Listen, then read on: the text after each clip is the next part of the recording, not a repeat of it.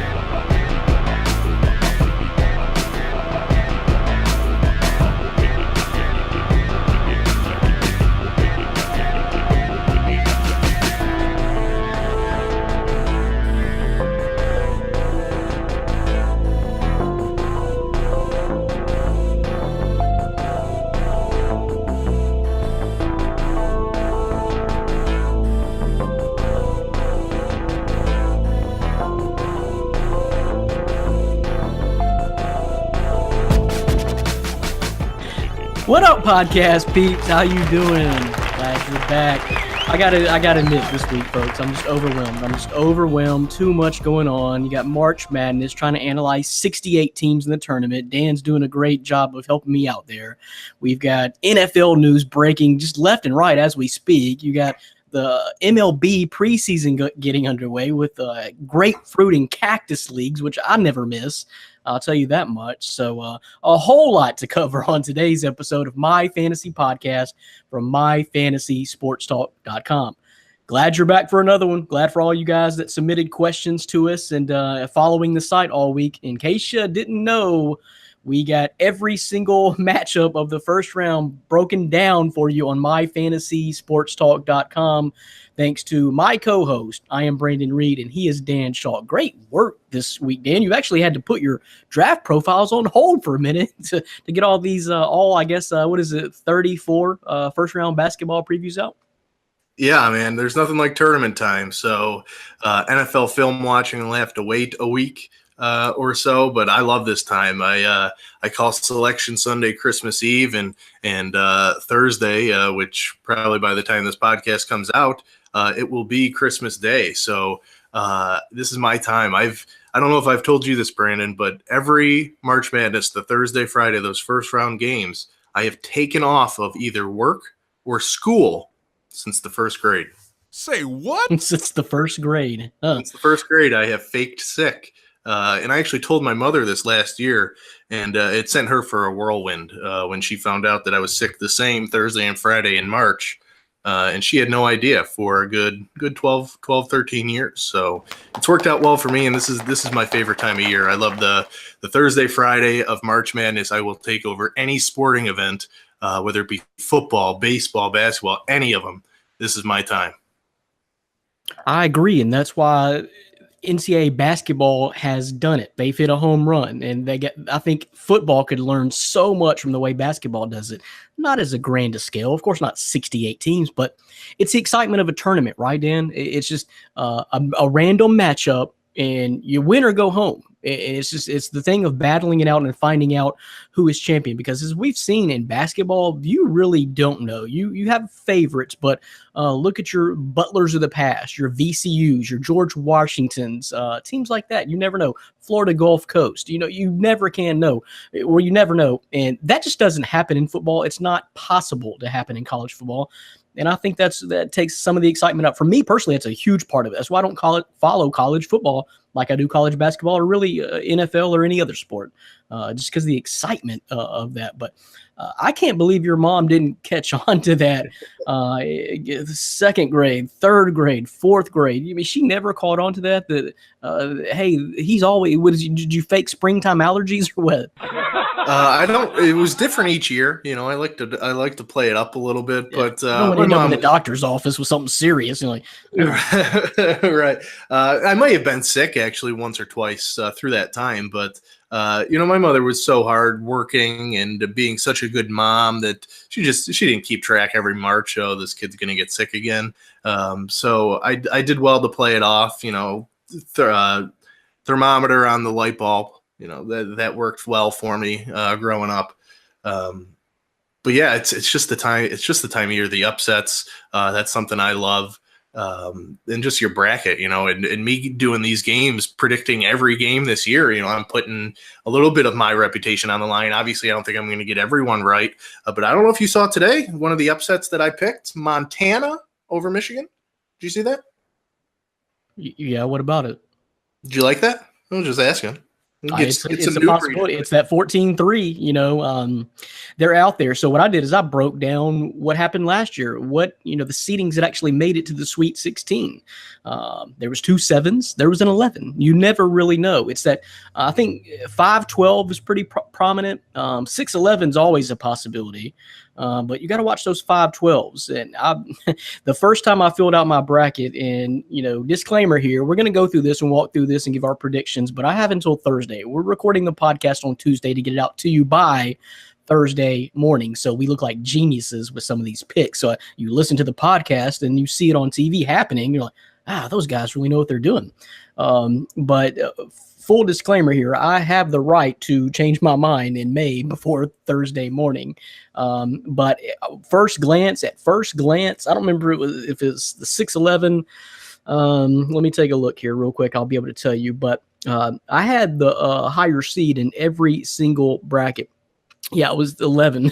I had the 11 seed winning in every single region. So I had to back up off that, and think about that twice. So I did, and I will, and I'll continue to. But it's a great time of year. Can't wait for these matchups to get going. I may have to negotiate a little bit of time off myself and see what happens. I'll be honest, though, Dan. This is I'm trending backwards here. I'm trending backwards because this is the first year that I can ever remember that I did not watch the selection show live. Number one, I didn't have a chance. My team had no chance in it. So it takes away some of the enthusiasm in it when your team doesn't have a chance. There just wasn't much to be surprised about to me. You pretty much knew who was in the tournament. I didn't really care about the snubs, on that 11 line or some of the teams that got left out. I just didn't really care so much about that. It's just this was a type of year that just show me the end product, show me the bracket, and I'll get to work. But I guess it was a great year to actually be like that, Dan, because I heard they screwed the selection show all up. First of all, it went on CBS. So if you're looking for it on CBS, you were disappointed. It was on TBS. And then they just announced the teams alphabetically. What the hell is that? Yeah, it was definitely a little weird. It took a lot of the suspense out of it. And then they didn't always mention which teams were being snubbed. So then you're trying to do alphabetical order kind of in your mind of the teams that are on the bubble. So for me, it was a little difficult. I could only imagine what not as serious college basketball fans, what they thought, and they probably had no idea what was going on. But yeah, it was definitely a little weird, and there was different hosts throughout the show. Greg Gumbel seemed pissed off that he wasn't the prominent guy. Ernie Johnson stole a lot of his thunder, and then out of nowhere Chuck came, and it was just odd, and it didn't have as much joy, I guess you would say, watching it. I mean, I did like it because it is just a selection Sunday, and you see who makes the field. I never really have a team in it. Colorado usually doesn't make the tournament. And this year I was high on Canisius, but they lost in the first round of the MAC tournament. So I Buffalo. knew they had a chance. But yeah, well, I knew Buffalo was going to get in. I was pretty certain that St. Bonaventure was going to get in. That's a team I'm high on, and they were, in that last four. They have the play-in game tonight, so I'm looking forward to that after the show. But it was definitely weird. That's for sure. Well, to me that, and again, my team wasn't in it, so it doesn't really matter. But to me, that kind of takes away of some of the enthusiasm and excitement, because when it's announced region by region, and if your team's on the bubble, that's huge, because you get through 3 regions and you're like, oh Lord, please be in the Midwest, or whatever, So you're getting down to it, and that just they got to go backwards on that next year. They gotta backtrack on that one and do it like it's always been done. I don't care if it's on TBS. But I'm kind of with you. I thought the mixture of when you add Greg Gumbel and Ernie Johnson, 2 hosts trying to compete, I heard it as it came on, but I was doing something else. So I right away thought of that dynamic as far as co-host there, and I thought that was a little weird. But yeah, don't do it like that. That takes away so much of just the excitement to me of unveiling region by region. 1 seed, who are they going to play in, alphabetical. What are we in 2nd grade here? Come on. That's a little silly. But anyway, yeah, I missed the selection show. It's like I said, just show me the final bracket and I'll take a look at it. But, there was a meeting on the University of Memphis campus today, Dan. Well, no, I think it got postponed. I don't even think it happened, but it was to discuss the future of Tubby Smith. I know you've been keeping up with this. I think it's a foregone conclusion that Tubby is out and Penny Hardaway will be the next coach of the University of Memphis, because they got to sell some tickets and put some asses in that very expensive FedEx Forum. So that's the way it's going to go. So we may find out by tomorrow, I would think, Dan, that University of Memphis has a new coach. You never even commented on the fake news I was dropping in our message boards the other day. I don't even know if you caught it, but when UConn fired Kevin Ollie, I said it's because they were targeting Penny. Did you buy into that at all? Oh, no, I dismissed that. That's Okay. that was complete poppycock, Dan. Yeah. I was trying to get in your head like, oh man, when are the Tigers going to let go of Tubby? And it was tough too, because if you watch that conference tournament, I mean, Memphis played their hearts out. You could definitely see it. I mean, that first half against Cincinnati, I was shocked. I couldn't believe what was going on. And it was guys that, I mean, I've watched some Memphis basketball this year. I bet on them a lot to lose, and didn't always work out in my favor, but I've learned a little bit of their roster, and some guys that I really haven't focused on a lot showed up in that game. I don't know if it was his last name was Jackson or something like that. He went off. Jamal Jackson, Keenan Davenport. Davenport I've watched quite a bit. He's a solid player. He didn't have that good of a game against Cincinnati, but overall I liked him. But you could tell.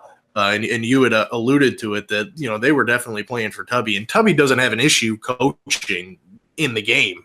That's not his problem. We've talked about it multiple times. It's bringing in skilled players that can actually compete at a high Division I level. So it's just a lack of recruiting. I don't understand it. It's just a lack of, I don't know, what seems like effort on the recruiting trail. And he never really ingratiated himself to the community of Memphis either. He takes, heat for not targeting the kids in Memphis, a little bit harder. But and once he gets the kids, because he took, like I said, I'll keep harping back on this, 11 guys that never played D1 basketball before this year and turned them into a 21-win team. That's about as much as you can ask for, other than maybe 1 win over an elite like Wichita State or Cincinnati. But that's about all you can ask for. My dream scenario was to bring Penny in for a year or 2 as an assistant under Tubby. Let Penny try to bring in some of the Memphis recruits and let Tubby coach them. That's the way I feel most comfortable. Tubby needs some players, and then watch out.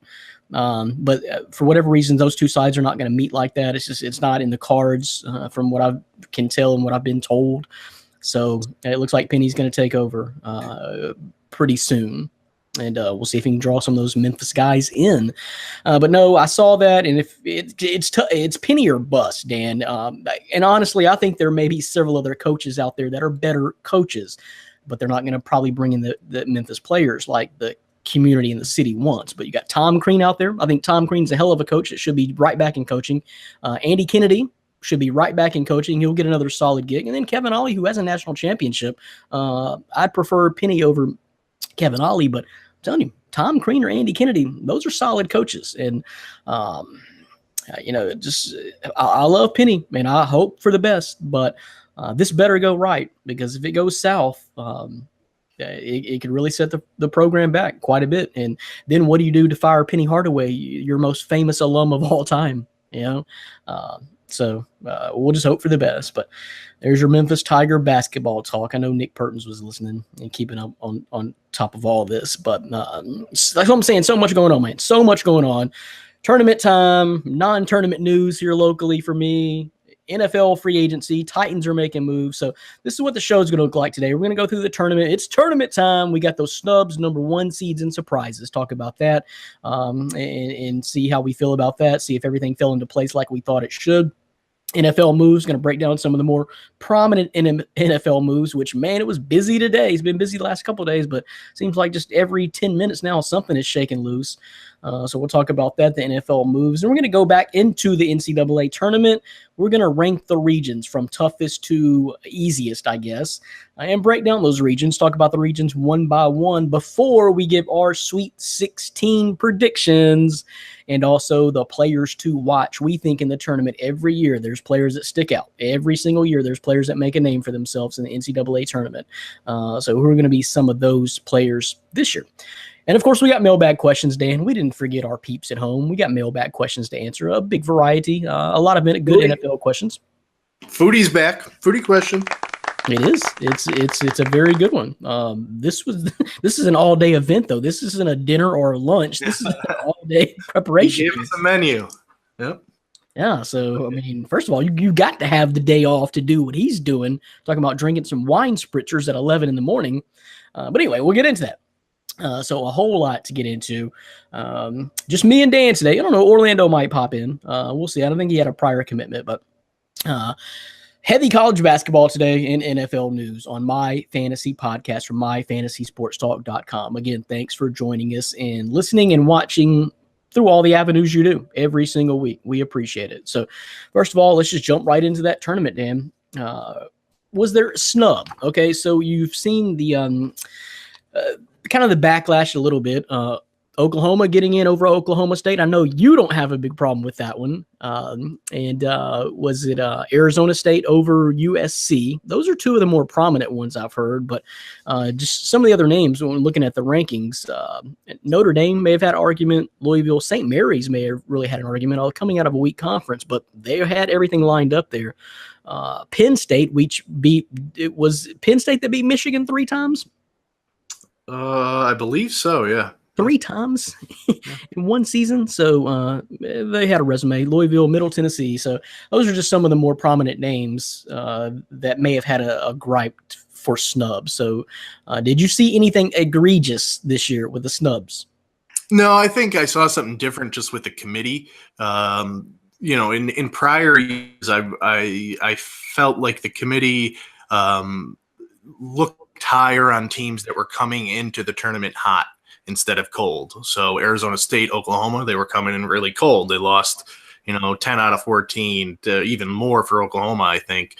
But they were coming in losing, but it's such an impressive early season non-conference resume. I mean, some of the wins on both of those squads you look at those quality of wins and you're like, okay, they're tournament teams.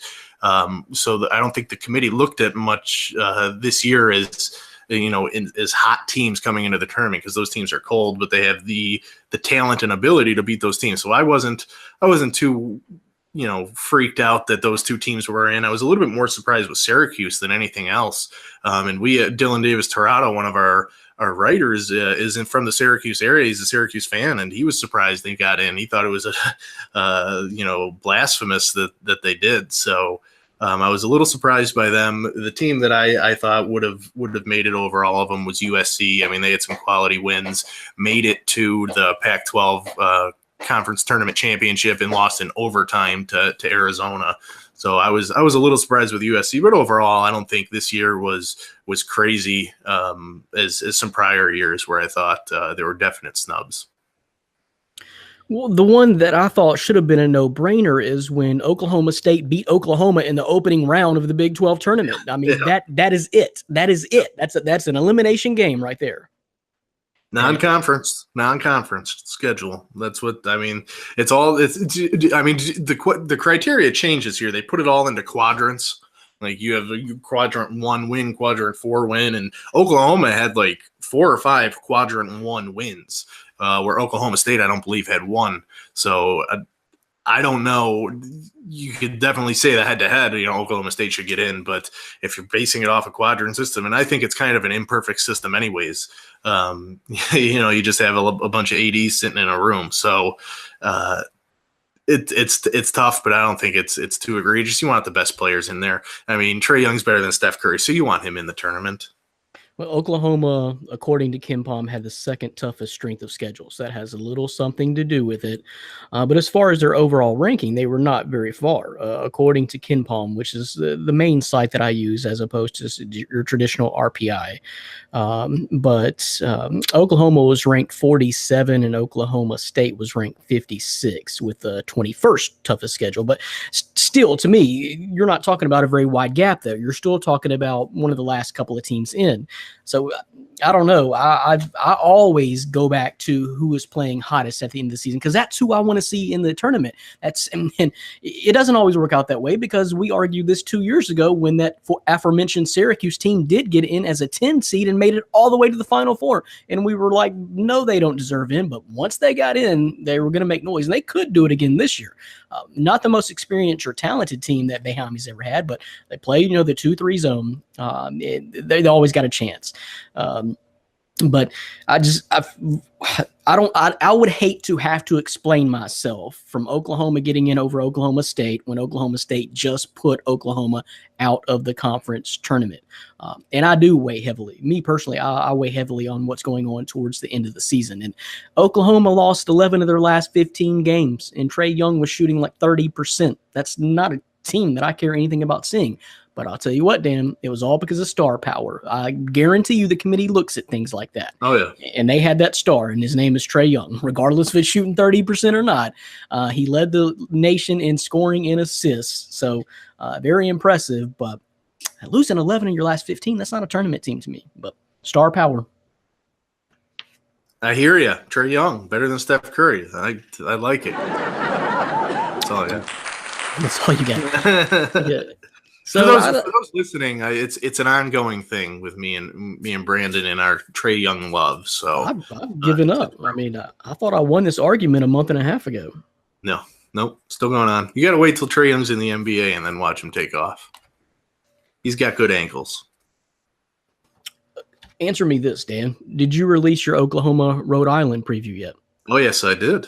You did? Okay. Yeah. I must have missed that one. I don't remember reading that one. So it's out there, but spoil it for the folks at home and for me, who I can't remember offhand. But did you pick Oklahoma in that game? God, no. They're not even going to come close to Rhode Island and the way they play defense.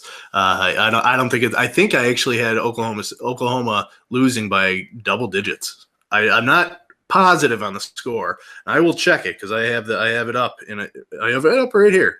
But I'm pretty sure like the line is 2. And for those who haven't read the articles, I do a pretty darn good job with the betting lines. I do a lot. I've placed my wagers for the tournament on Thursday and Friday. I'm going with my picks of what I'm saying here, but we go over the betting lines, and the line is minus 1.5 right now for Rhode Island. And the score prediction that I have is Rhode Island 69, Oklahoma 61. So an 8-point victory for Rhode Island. Their defense is just too good. And I mean, it's Trae Young and nobody else. So, and this was my theory, and Lord knows that's true. And you can't afford for him to start shooting 30%. And here's the other thing: that's why the back end of the season tailed off for Oklahoma, is because those assist numbers weren't there. I don't even know how he ended up still leading the country in assists. To be honest with you, he stacked that first half of the season up so good with those numbers that he won these titles. But I'm not sure that. So maybe, do you think the same has anything to do with it? Maybe it was he struggled more in conference play and was killing it out of conference because, once we got to conference play, everybody in the Big 12 was studying Trae Young and they had film on him and they know what to do. And in the part of the season, it wasn't. So Do you think that may play into factor a little bit? Maybe Rhode Island doesn't quite have the scouting report that any of the Big 12 teams did, or do you think they're going to be locked in and there's no chance? Yeah, I mean, I think there's enough film out there. I mean, I think it's Dan Hurley is the Rhode Island coach. He's good enough at watching film during his days. He knows how to break it down and see what works and what doesn't work. So I definitely think his struggles later on in the season definitely had to do with teams starting to figure out the Oklahoma offense, which was Trae Young. So and it's not only that, but Rhode Island is one of the best perimeter defending teams in the nation. I think they're second or third in 3-point field goal percentage defense, holding teams under 28%. I have it in the article, but their defense is astounding, and they have some players. Terrell, I believe his name is their best player, but he can lock you down on the defensive side. So you match him up with Trae Young, they're not going to give him any type of room, trying to run screens or anything. But he's their primary ball handler, so coming up the court, they're going to have a guy on him at all times. So I just think Trae Young's going to struggle a little bit. He's probably going to try and play some hero ball in his first and probably only NCAA tournament game. And there's just nobody else. So if he doesn't do it, there's nobody there to be that second-hand man. Rhode Island gives up 67 points per game.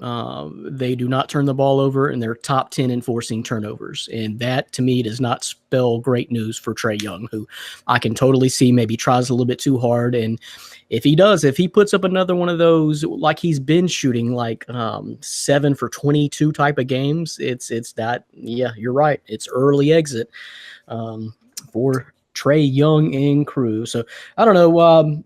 As far as snubs go, I think that's it. No, I don't think any of these teams are really. Even the USC, Notre Dame, were they going to make any kind of real noise in the tournament anyway? No, I mean the thing with Notre Dame was Bonzie Colson coming back healthy. They struggled without him, and now that he's back in the lineup, did he deserve it there? But I mean, overall, Notre Dame's resume to me wasn't good enough, and I didn't think any of those teams were really even Sweet 16 teams. They weren't going to make it into the second weekend. So surprises. What may have been a surprise to you? Well, first of all, do we agree on the number one seeds? Let's back up to that, because I was quite shocked that the Big East got 2 number one seeds. To me, I guess Xavier has the resume, but I don't see them as a number one seed. Other than that, me personally, I would have picked Duke in that other number one seed. But, and I mentioned this earlier, Dan, I'm really not in favor of the committee this year because we had a discussion maybe 2-3 weeks ago, our way too early Final Four predictions, and I had Kansas, Michigan State, and Duke as 3 of those. I don't remember the other team, but anyway, I know I had Kansas, Michigan State, and Duke as 3 of my Final Four participants, and if they were seated differently, I would still have them today, but they're all placed in the same damn region. That screwed me, and to me, that's tough. That's really tough. So I probably would have moved Duke to that other number one seed, but what do you think?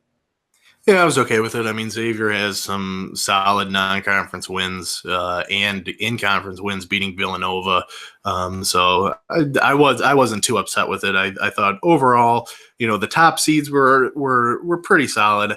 I had some issues with the lower ranked seeds, particularly my hometown guys. Buffalo, there's no way they should be a 13 seed. They completely dominated the MAC, and they're honestly one of the best offensive teams in the country. They have 2,000-point scorers on their team. They're just overall, they're better than the 13 seed. And when I see a Davidson who won a tough conference tournament in the A10, they weren't even going to make the tournament, without winning their conference tourney. I don't see them as a 12 seed. And you were looking for that preview. You said you might be hating on the SEC, but Kentucky's going to demolish Davidson, and it's not even going to be close. So it's just little tiny seeding things like that kind of upset me. But other than that, I was pretty fair with a lot of it, but that Buffalo being a 13, and not only being a 13, but you're drawing the best 4. That's means what I was about to say. You're the lowest ranked 13th. Dan, I think you would have been in great shape had you drawn Auburn Yeah, I mean, basically any of the other ones. I would have loved Gonzaga even. I think UB Wichita can. State. Yeah, it's just you get Arizona, and I got up close and personal with Arizona because they ended Colorado's season in the conference tournament, and you don't understand. Like now, I'm okay with DeAndre Ayton being the number one pick in the NBA draft because I've watched him up close and personal for the last 3 games. Are they underseeded? Yeah, I would say so. I think that FBI, the whole pro Sean Miller, all that kind of caught up to him a little bit just in the committee's eyes because there's no way you win the Pac-12 tournament, regular season and conference tournament. I know it's not a great league, but they have some of the best. They have the best player probably in college basketball right now in DeAndre Ayton. His stat line against USC was disgusting. And I'm just worried that UB is not going to be able to come close to stopping him. I don't know many people that can. Spoiler, they're in my Final Four. That 4 seed is in my Final Four, and from a lot, I mean like 80% of ESPN analysts that I've seen over this marathon over the last several days has Arizona in the Final Four. That's what $100,000 can get you. But I was on them from the get-go. Now, when it looked like Trier was going to be down, and not healthy, and I don't know. And Ayton has really been coming along, and with this kind of, I guess, investigation kind of looming, I honestly didn't think Sean Miller was going to last 2 weeks ago. I thought his day was coming that day, like 2 Fridays ago. I didn't think he would make it past that day. When he came out and had the interview. So it kind of blew them off. But if you're telling me they're coming back at full strength, DeAndre Ayton gets better by the game. I really like Arizona, and I'm not opposed to their draw at all because I've told you before, I do not believe in Virginia, which they just lost their 6th man of the year and 4th leading scorer. He's out. So you may want to think about those brackets if you got Virginia going a long way. Not a huge deal. 4th leading scorer, DeAndre Hunter. But 6th man, so a very key piece of their team that they lost. So I'm not in favor of them, really. I'm not. You mentioned the SEC non-bias that I'm going to have. I don't have any SEC team going, for sure not in the Elite 8. I don't think I'll have to double-check that. But I have Florida going to the Sweet 16, and that may be it. But I'm not in favor of that. I think the SEC is deep, but not good. So are we saying that the Big East is the best conference in the land, Dan? Because they got 2 number 1 seeds. It's top heavy. Yeah. I mean, the top of the conference, I would pit up against anybody. I mean, even like Creighton. I think Creighton can beat any team on any given night. Butler has a tough matchup with Arkansas. I saw you pick Arkansas. I just previewed that one, so I'm kind of close to it. And the magic number in that is 80. If Arkansas hits 80 points, they're going to win. 17-1 this year when they reach 80 points, 6-10, I believe it was when they don't. So if they can hit 80 points and they average 81, Butler averages 79. So it's going to be a high scoring game. So if they hit 80, I think Arkansas is winners. It scares me, but I like Arkansas and I was really high on Arkansas about 6 days ago before they got molly-whopped by Tennessee. Before that game, I was real high on Arkansas because they got the senior backcourt, which you need in Barford and Macon, and they have the lottery pick in Daniel Gafford, which led the league in dunks. This dude is going to be special. Daniel Gafford is the name to watch out for. In case you don't watch much SEC basketball or Arkansas basketball, this dude is a super stud, super freshman. So you mix a lottery pick along with a senior backcourt that can score, and that's a team that can do damage in the tournament. It's just that, unfortunately, I think they got a tough draw because Butler's no slouch coming from what may be the best conference in the country. We'll see.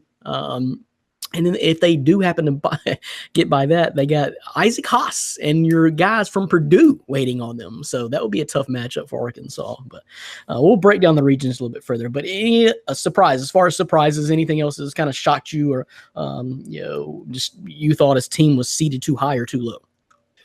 No, overall, I was pretty happy with it. Just looking at the bracket right now, I mean, nothing really jumps out to me besides what's already mentioned. But I'm looking forward to it. I think there's going to be quite a few upsets this year. And I've looked at other brackets, and obviously it's just random random guys, but they're not predicting a lot of upsets. But I think this year there's a lot of parity in college basketball, so you're going to kind of see that.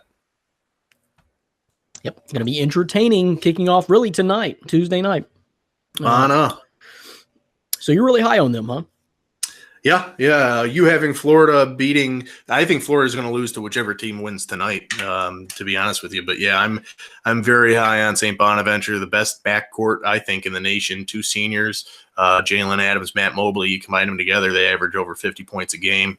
I like their style, and they're coming in hot. They did lose to Davidson in the semis of the A10, but before that, I think it was 12 or 13 games in a row that they won. So they have the potential to be a lethal team. I have them in the Sweet 16 at least. There you go. All right. So I'll tell you what, let's put a bookmark in the tournament just for a second, guys. We're going to come back to it. A whole lot more to break down on the tournament. I promise you that. And we'll give our Sweet 16 predictions. But there's so much going on in the NFL right now. We got to talk about all the moving and shaking going on because the whole landscape is being repainted in the NFL right now. So let's talk about it. You're listening to and watching My Fantasy Podcast from MyFantasySportsTalk.com. I am Brandon Reed, one of your hosts. Our other host is Dan Shaw. Just the two of us. Dan, we can make it if we try all the way through this podcast. Whole lot of basketball and a whole lot of NFL. Hey, how about those Titans, making moves, signing the former Super Bowl MVP, Malcolm Butler, spending that money. Yeah, I mean, it's nice that your team can, because as a Cowboys fan, we're just hoping and praying we don't waste it on one player. Thank you, Sammy Watkins, for signing with Kansas City. I was really worried about that.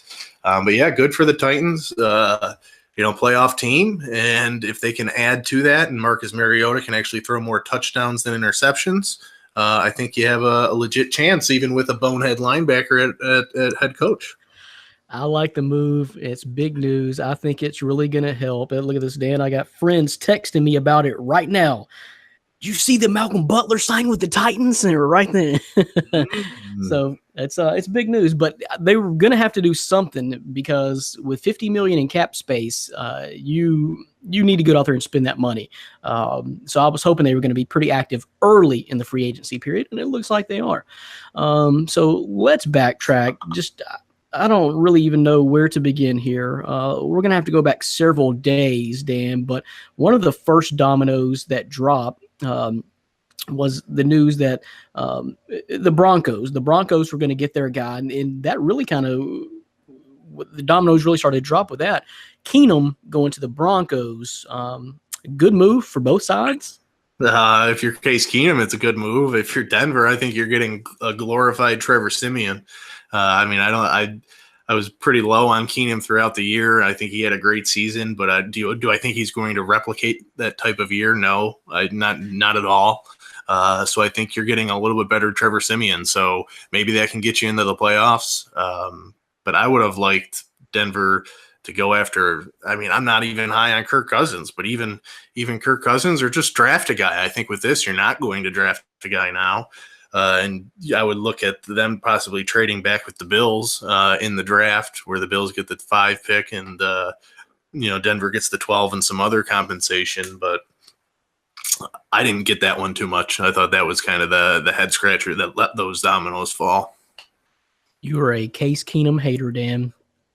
Not really. We know what he is. You know what Case Keenum is. Which is a very good improvement for Denver. They don't have to worry about the quarterback position now. They've been bouncing back and forth between Trevor Siemian and Paxton Lynch, and even brought Brock Osweiler back. We're going backwards here, so I have no problem with Case Keenum.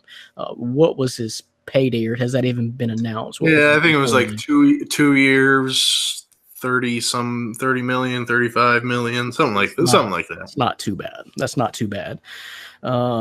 So you got that happening, and then the news that let's see, what's the next big news? I guess it was Sam Bradford.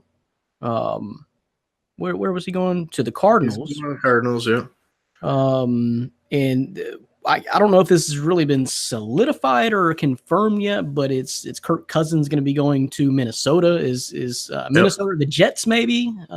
Is that the No, only two? Minnesota, a 3-year, $82 million deal, the first fully guaranteed multi-year contract in the NFL. So all $82 million are guaranteed to Kirk Cousins. Wow. Okay, so that is done. Let's see. I mean, you had Tyrod get traded to the Bills, or get it traded from the Bills to the Browns. We got a mailbag question about that, so we'll break down the Browns a little bit further. But yes, I guess that was maybe the first domino as far as the QB carousel. But a whole lot going on today. McCown is back to the Jets, and they're working on a deal with Teddy Bridgewater as we speak right now. So maybe the Jets are going to be, having a little competition at quarterback. Isaiah Crowell is also a Jet now. I know your favorite fantasy running back. Well, no, I did not see that, but he's one of my guys, and Nick Pertins has got a question for us, and he addresses kind of the backup running back situation because the Titans did cut ways with DeMarco Murray, and Isaiah Crowell was on my short list of veteran free agents that I wouldn't mind picking up, so X him off the list. We'll talk more about that, but I did not see that one. You mentioned Sammy Watkins to Kansas City. It's like Kansas City's just like, all right, we're going to become an offensive juggernaut and damn with defense. Yeah, get Mahomes' weapons. I don't mind it. We'll see if he can actually stay on the field and be healthy. But I like the idea of getting more weapons for Mahomes. Packers made some news today. They got Jimmy Graham and cut Jordy Nelson. So what do you think about that? Is Jordy Nelson's time is he on the back end? I mean, that was kind of a shocker to me because that's Aaron Rodgers' main guy. Yeah. I mean, he's definitely on the back end of his career, but I think he still has solid years left. I mean, if you're Green Bay, you're basically trading Jimmy Graham for Jordy Nelson. I know they play different positions, but they're going to be targets. Jimmy Graham's more past his prime than Jordy to me. I think he's more injury prone. I know Jordan Nelson has had some serious injuries as of late, but every year Jimmy Graham has something. So I don't really like that move too much for Green Bay. And Green Bay usually doesn't make splashes in free agency, so I was kind of surprised that. So purpose for doing that, what do you think? I mean, how much was Jordy scheduled to make? Why would you? Yeah, it was probably more to cap room, but I think they still gave Jimmy Graham a pretty decent payday. It was a 3-year deal. I'm not sure of the figures. So I don't think it could have been too much cheaper than Jordy, but maybe it was. And so that was kind of just a head scratching move. So what do you think they're doing now? Are they going to be looking to get a receiver in the draft? How do you replace that production? They better, because I mean now they have a young Devontae Adams, but other than that they have Randall Cobb, who's just as old. They might release him as a cap hit as well. So you have Geronimo Allison and a couple other young guys, but nothing too special. So yeah, I would definitely look at them to add some wide receivers in the draft. Yeah, that's a little bit of a head scratcher to me. Amendola parted ways. I'm not sure if you mentioned that one, but Amendola's parting ways with the Pats to go to division rival. I'm not sure if it's a rival, but the Dolphins anyway. I mentioned Sam Bradford reportedly going to the Cardinals. The Bears got Allen Robinson and Trey Burton. I don't know why Trey Burton is worth $34 million, but he's better than Jason Witten. Oh, get out of here. Oh, my God. I'm going to have an aneurysm if you just start talking about – who did you say? Sprinkle. Jeremy Sprinkle. Jeremy Sprinkle, yeah. He's better than a 42-year-old Jason Witten. Maybe when he is 42, but he's not 42 yet. Oh, he's knocking on the door. Richard Sherman, he's going to the 49ers. The Titans, Malcolm Butler. I know there's more out here. We just barely scratched the surface here. This stuff is really breaking like crazy. So Malcolm Butler, Jonathan Stewart expected to go to the Giants. So what do we think about that, Dan? What's going on with that second pick with the Giants too? Because I'm not sure I don't think we have a Buffalo Bills question, but the Buffalo Bills, by moving Tyrod Taylor now, they're stacking picks, and they have, what do they have, like a 12 and a 21 or 22? Thought is they may try to move up and grab a quarterback. I mean, what are they doing? Yeah, I mean, the talk in Buffalo is definitely that they are going to package some picks to move up and grab their guy. Ryan Thomas of the Thomas Take Sports podcast thinks it's either going to be Rosen or Darnold because the Bills scouted those two quarterbacks more than anything else this season. And Josh Allen is going number 1 to Cleveland? Maybe. I'm not a huge mock drafter because it's all full of smoke screens and you never really know. And we always see stupid things happen, like Mitch Trubisky going to the Bears 2nd overall last year from a trade up of 1 spot. So there's always something. The Browns walking away. I don't know how they're going to do this, but I see the Browns walking away in most mock drafts with Josh Allen and Saquon Barkley, whether it be 1 or 4. They flip-flop, but somehow they're walking away with those 2 players, which I think is highly unlikely. Who's got the number 3 pick? The Colts. The Colts. Okay, so it really depends on what they want to do because I don't know if the Giants stand pat now that they have Jonathan Stewart. Do you think that sways them from going Saquon Barkley? Or I would, if I'm the Giants, I would hope not. Like a 32-year-old Jonathan Stewart. I mean, he's going to be nothing. He doesn't have. I don't think he has much left in the tank at all. So I wouldn't expect too much out of him. So I wouldn't stop if I was David Gettleman, the Giants GM. But I think the Giants are looking to move out of that number 2 spot more than anything else. But if Barkley's there, I would take him.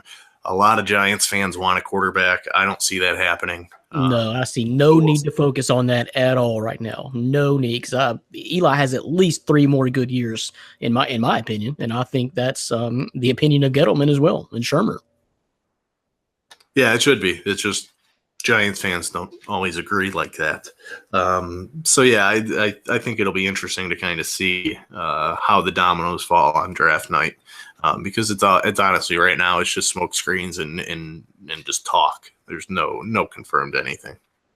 Yeah, I don't know how the Browns would walk away with Josh Allen and Saquon Barkley with 1 and 4. I would just hate to think that either the Giants or the Colts would let Saquon Barkley get away. I don't know, that maybe they have other issues, but Colts have lost another wide receiver because Dante Moncrief is going to Jacksonville. So Jacksonville basically replaces Allen Robinson with Dante Moncrief. Not quite an even swap, though, right, Dan?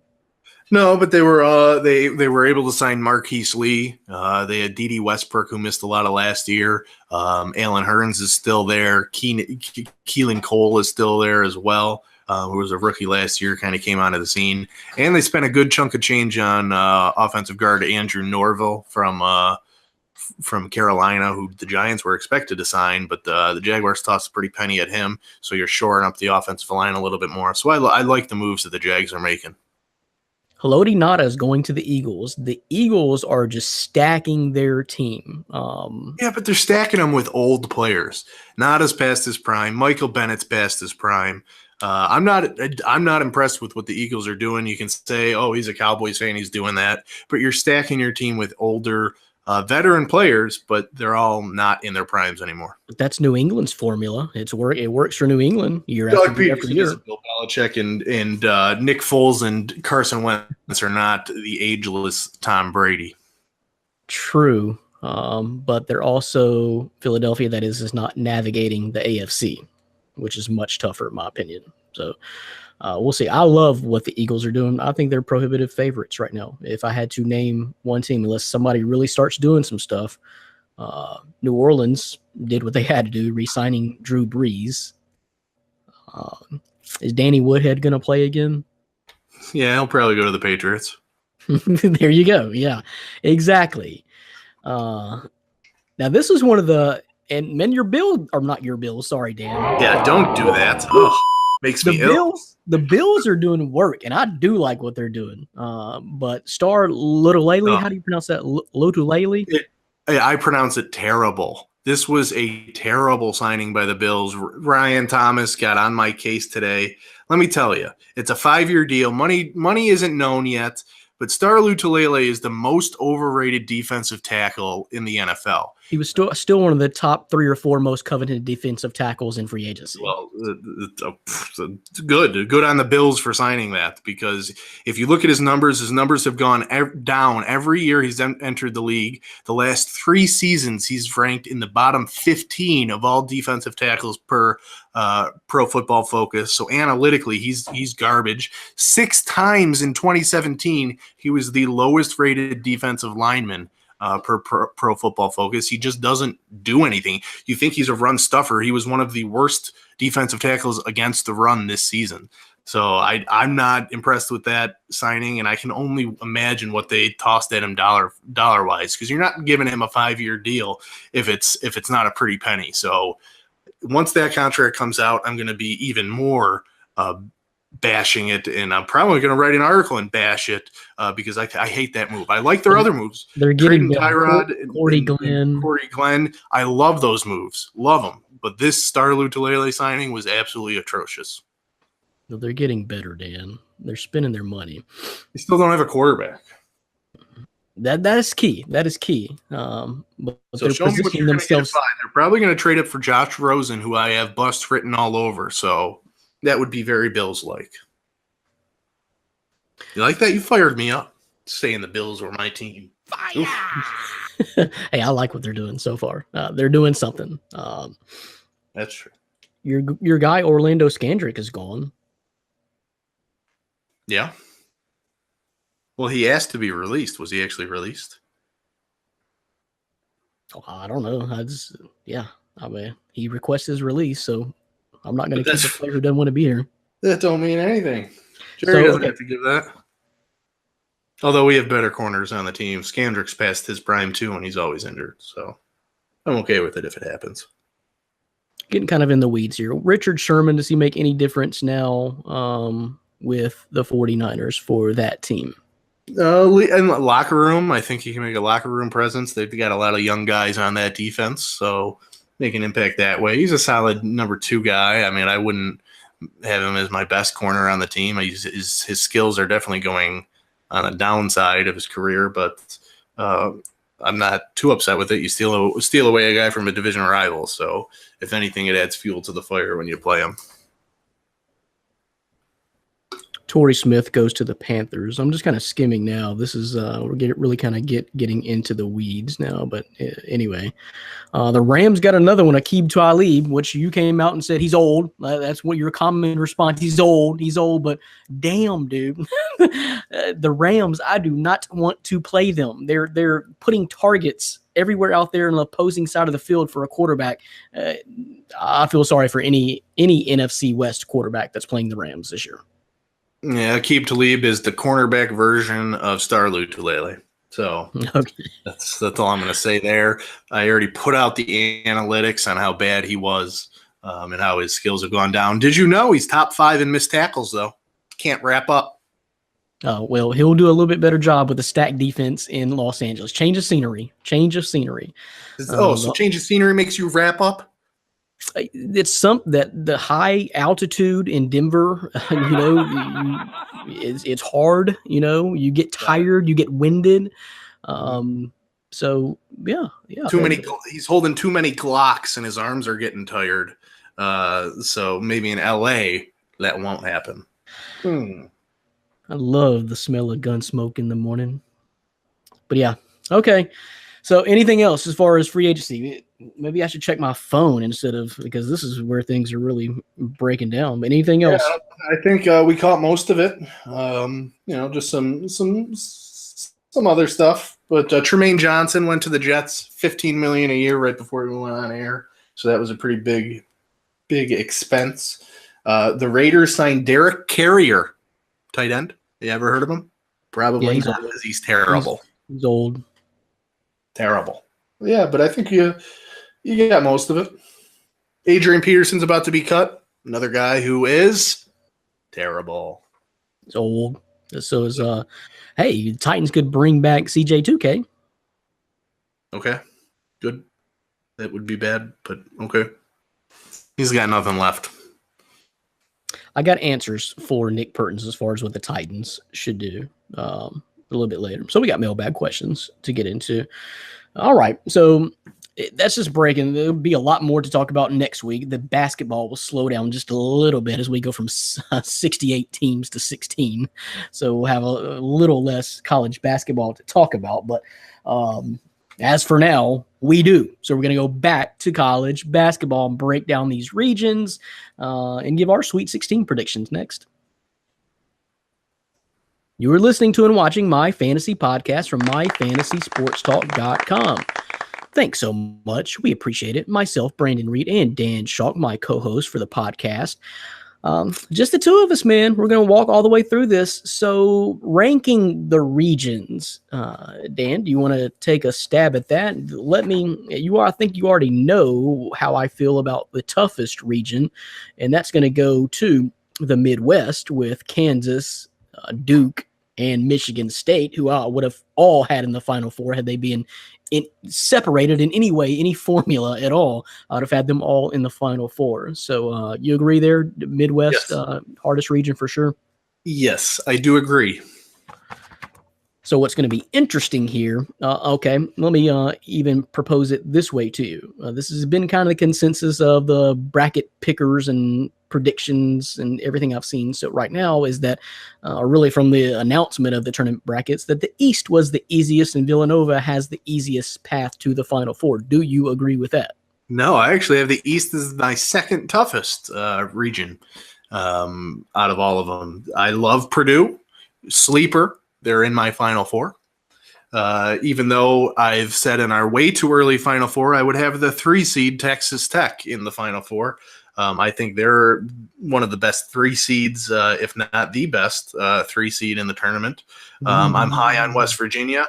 So I have the East as the second toughest region coming out.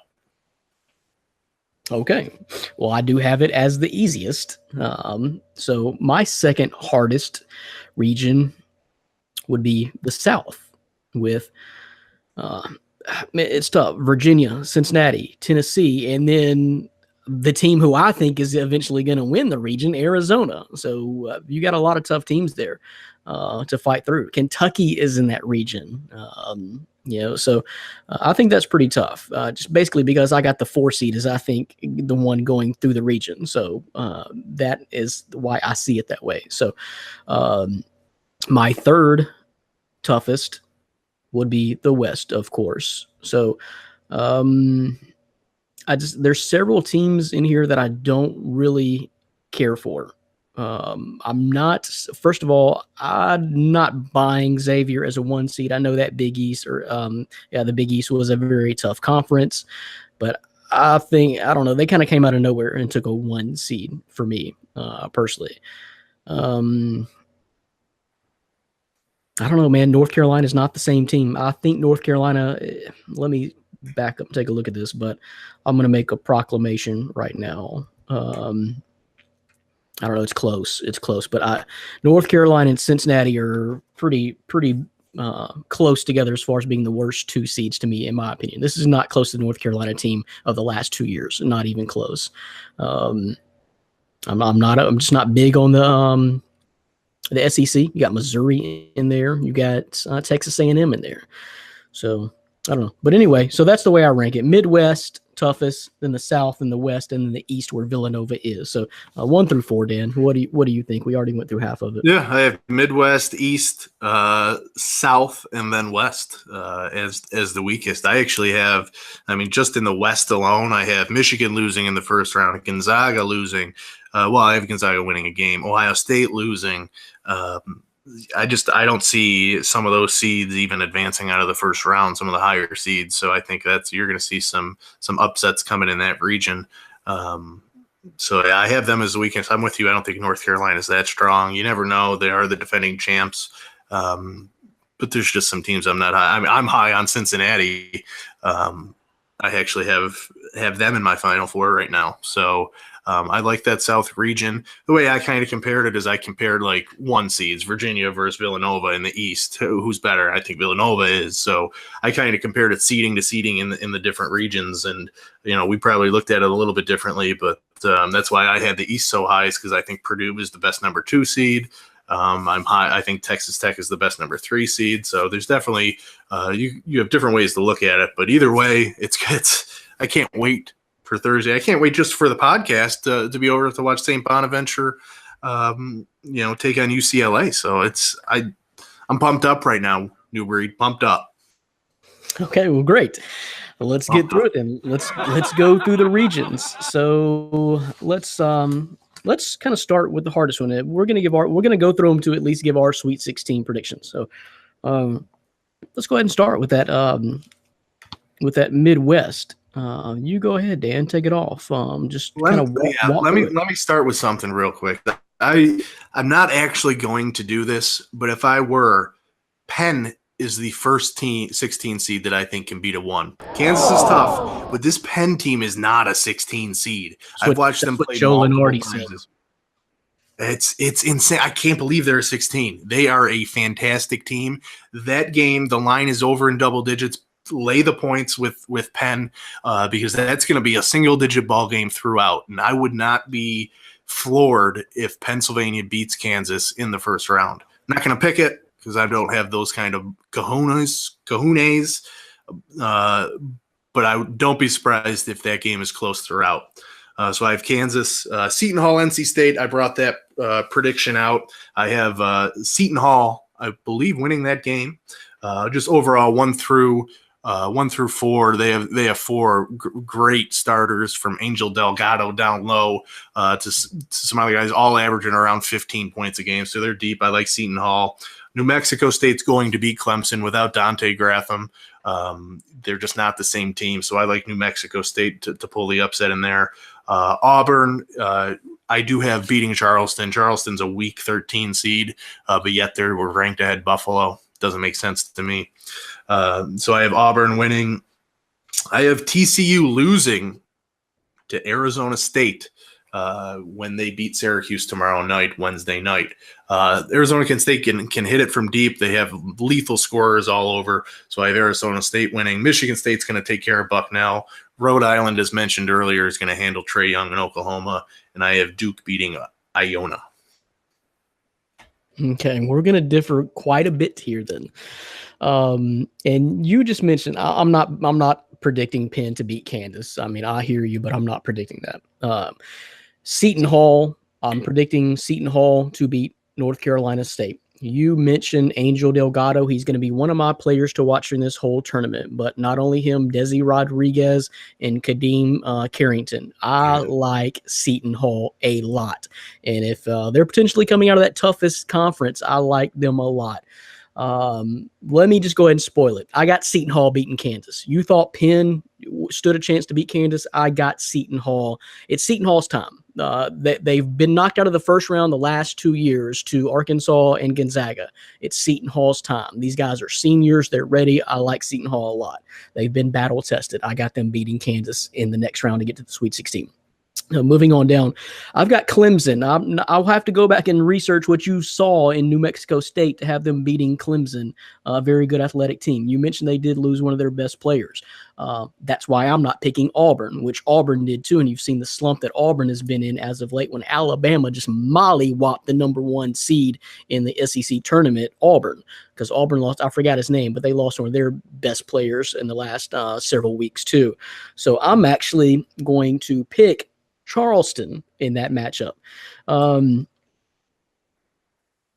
What's it? 13-4. So there's your 4 seed going down. I'm not going to go with this upset of Syracuse or Arizona State. I'm going to go with TCU to continue that the 6 seed winning on. It doesn't matter. They're going to play Michigan State next. Whoever wins that, it doesn't matter. Michigan State will beat Bucknell. And right here, a team I am very high on is Rhode Island. It's just unfortunate they're going to have to play Duke in the next round. So there's half of it right there. I kind of just gave you my Sweet 16. I do have Seton Hall beating Kansas. I do have Clemson moving on to face Seton Hall. Then Michigan State beating TCU and Duke beating Rhode Island. So I got an 8 and a 5 in the Sweet 16, Seton Hall and Clemson, and I've got a 3 and a 2, Michigan State and Duke in that region. Go ahead and wrap it up.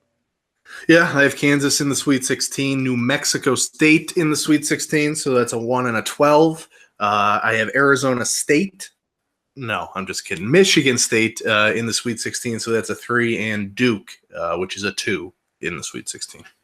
So New Mexico State's really my only big underdog in that bracket reaching. What did you see? What did you see in them? I've looked through all this, but I don't remember anything that stood out to me about New Mexico State. They're just overall a very good team, solid team. They play. They don't turn the ball over a lot. Play solid defense, and they can score. So they were in the tournament not too long ago. But my preview will be the first one published tomorrow morning, so you can read it then. Clemson, New Mexico State, but New Mexico State's going to win. Okay, and I still got time to change that, but I'm pretty sold on Seton Hall. You're going to shake me of that. I'm pretty sold on Seton Hall. I think I believe 100% they could beat Kansas. So, I like Seton Hall too. I think the players you mentioned, they have 4 great guys who just, they're bulked together when you look at their numbers, and most of them are seniors. I think one isn't. And overall, I mean, they're a senior group, and they're looking to lick their wounds from the last few tournaments. Yep, they got size and experience. They're an 80, 40, and 15 team, meaning 80 points a game, 40 rebounds a game, and 15 assists a game. That's a pretty solid team. And 4 of their 5 leading scorers are seniors and over 6'4" tall. So I just like Seton Hall a lot, man. I think it's their time to finally make a little bit of noise in this tournament. So, all right, let's move it over, and let's just slide over to the left and go into the West. Dan Schalk, first round. Yeah, we're not going to see any type of 116 upset here. Xavier. I do have Missouri beating Florida State. I think that's just a complete toss-up. You never know with Michael Porter Jr. coming back. But I'm going that because of Cassius Robertson, my Canisius grad, who transferred there this year, rooting for him. I do have South Dakota State beating Ohio State. Gonzaga barely slipping by UNC Greensboro. Houston is going to beat San Diego State. I do have Montana putting the whooping on Michigan. Texas A&M beating Providence, and North Carolina beating Lipscomb. Congratulations on your first tournament, Lipscomb. And you get North Carolina. Congratulations. So, yeah, I'm rolling with Xavier. No upsets there. And I'm going with Florida State in that toss-up matchup, like you said, because I saw Michael Porter in that SEC game, that one game he played, and they got beat by Georgia, the 3rd worst team in the SEC. And Michael Porter Jr. did not look good. I don't remember shooting numbers, but it wasn't great. And I'm just not sure that he is ready to really make an impact and carry a team like that. Missouri would have to hit 12 threes, in my opinion, to beat Florida State, who is pretty athletic and tournament tested. They've been here. They're ready. So I don't think Missouri's quite ready for that challenge, but it is a toss-up. Wouldn't be surprised to see Missouri win. I just don't see it happening. I'm going to go away from this big upset everyone is talking about in the Dominator Mike Don. I'm going to go with Ohio State because I looked today and I forgot the guy's name. I think his last name is Wesson or something like that, but a freshman. He's a pretty damn big dude too. He's like 6'10", 270. So they got a pretty big guy too. And I don't know. When everybody starts throwing their cards in these upsets, it kind of scares me off a little bit. And Ohio State is a pretty good team who beat some good teams in a tough conference and got the 5 seed. So I'm staying away from that upset. Gonzaga, I'm rolling with the Zags pretty deep in this tournament. Wink, wink. And San Diego State. I'm picking San Diego State over Houston because I saw Houston, and I understand Rob Gray is one of my players to watch. He leads the team in points and assists. He wears the man bun, but he's going to be one of those appealing players to watch in the tournament, but I think just for one game, because I saw that same team come to Memphis without Memphis's best player and lose, and that shouldn't have happened. Because that's a little bit of my bias. That's some things that I saw in the American Athletic Conference very recently that just kind of stuck out to me. I know they bounced back in the conference tournament, But no way they should have came to Memphis and lost at that particular point in the season. So I'm going with San Diego State when the upset there. Michigan to beat Montana. The run Michigan is on, and everybody's saying Michigan's going to the Final Four. So I'm sipping a little bit of that Kool-Aid, I guess, just a little bit, enough to get them past Montana.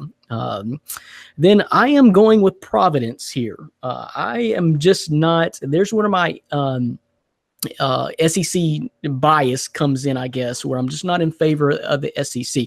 I understand that Texas A&M is athletic and they kill the boards, they crush the boards, but they don't shoot particularly well. They can be had if they have an off night. They play in the mud just a little bit, and they've been up and down all year long, losing some games that they probably should not have. So I don't know. I think that's that's going to be my motto about the whole SEC. Every single team from Kentucky to Florida, Arkansas, every single one of them, it depends on who shows up, and that's just something I don't know. So it makes it really, really hard to predict. But not really sold on Texas A&M. They probably should have got a little bit higher than a 7 seed if their resume is really true, if their resume is really as good as people are thinking it is. So not buying that, buying Providence. And then, of course, North Carolina to beat Lipscomb.